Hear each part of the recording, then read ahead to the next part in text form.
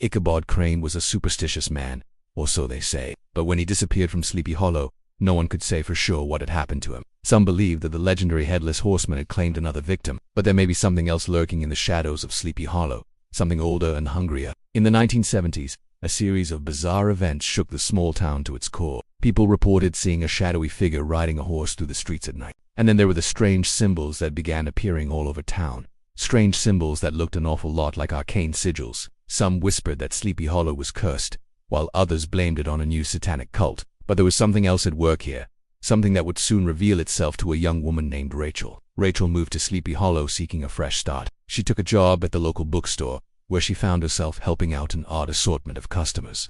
There was Old Man Jebediah, who came in every day to stare at the occult section. And then there was Thomas, the handsome stranger with a mysterious past, who seemed to know a lot more about the town than he was letting on. One rainy afternoon, Rachel was closing up shop when she saw them, two figures silhouetted against the window, Old Man Jebediah and Thomas. They were arguing, but not just arguing. Jebediah was ranting and raving, eyes wild with fear, and Thomas, well, he looked downright menacing. Then suddenly, Thomas lunged and the old man screamed. When Rachel called the police, they found Thomas standing over the bookstore owner, bloodied meat cleaver in hand. As the townspeople gathered outside the shop, they watched as Thomas calmly surrendered to the officers. There was just something about his eyes that unsettled Rachel's eyes, that seemed to glow with an eerie red light. Convinced that Thomas wasn't really a killer, Rachel went to visit him in jail. But when she stepped into his cell, she gasped. On the floor was a pentagram drawn in blood, and sitting in the corner was Thomas, or rather, something that had possessed Thomas, something that revealed itself to Rachel in all its glory. It was the same shadowy creature that Rachel had seen in the bookstore,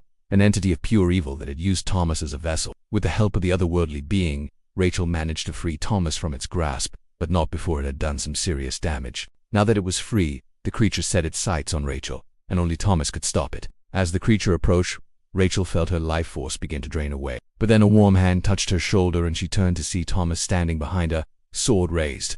The battle between good and evil had begun, and though it would take some time, Rachel knew that Thomas was destined to become the hero of Sleepy Hollow. After all, it's not just ghosts that haunt this place, it's also the spirits of adventure. What are you doing here? You should be home. Why aren't you asleep?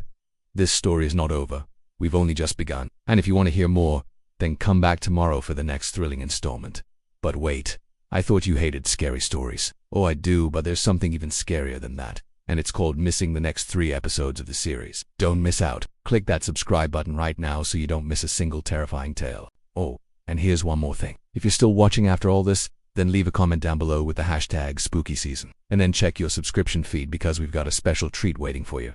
Now go on, get out of here. You're scaring me. They say that Sleepy Hollow isn't haunted by ghosts, it's haunted by something much older. Something that lurks in the darkness and feeds on the living. Now, I don't usually believe in ghosts, but after what happened to me in Sleepy Hollow, well, let's just say that I'm not so skeptical anymore. I was visiting Sleepy Hollow to research a story. I thought it was going to be a sleepy little town with a bunch of ghost stories. Boy, was I wrong. From the moment I arrived, I could feel something watching me, something malevolent. And then I started seeing things. Shadowy figures lurking in the corners of my eye, whispers in the wind, and always those eyes, glowing red eyes everywhere I turned. But it was the legends of Sleepy Hollow that truly captured my attention. The Headless Horseman, the Van Tassel family, the strange disappearances. Could there be something sinister behind these tales, or were they just stories meant to scare gullible tourists like me? Then I met her, Katrina Van Tassel, a descendant of the very family whose land had been taken by the British soldiers who executed the original Headless Horseman. Katrina told me that the legend was real, that the Headless Horseman was more than just a myth. And as she spoke, I could feel the hairs on the back of my neck standing on end. She warned me to leave town before it was too late, but I was too intrigued to listen.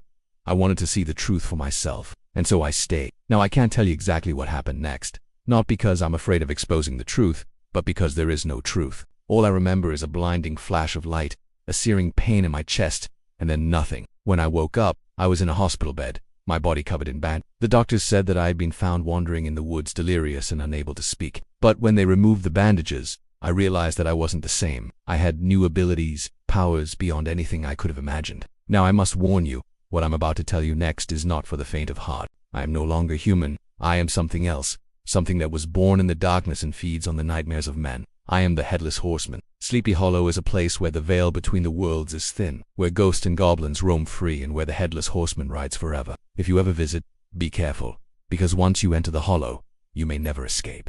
This is a story of love, loss, revenge, and the supernatural. And it all takes place in the shadowy town of Sleepy Hollow. Our story begins with Ichabod Crane, a superstitious man who moves to town to take a job as a school teacher. But Ichabod is not what he seems. He is actually a descendant of one of the founding fathers of Sleepy Hollow, a man who made a dark pact with the devil himself. Ichabod arrives in town and meets the beautiful Katrina Van Tassel, the daughter of the richest family in Sleepy Hollow. But she is already promised to the cruel and abusive Brombones. Undeterred, Ichabod sets his sights on Katrina, unaware that he is playing a deadly game. For Sleepy Hollow is a town where the supernatural is commonplace. Ghosts and goblins roam the streets, and the Headless Horseman is a constant threat. Soon, Ichabod's presence begins to unravel the very fabric of the town. Strange things start to happen.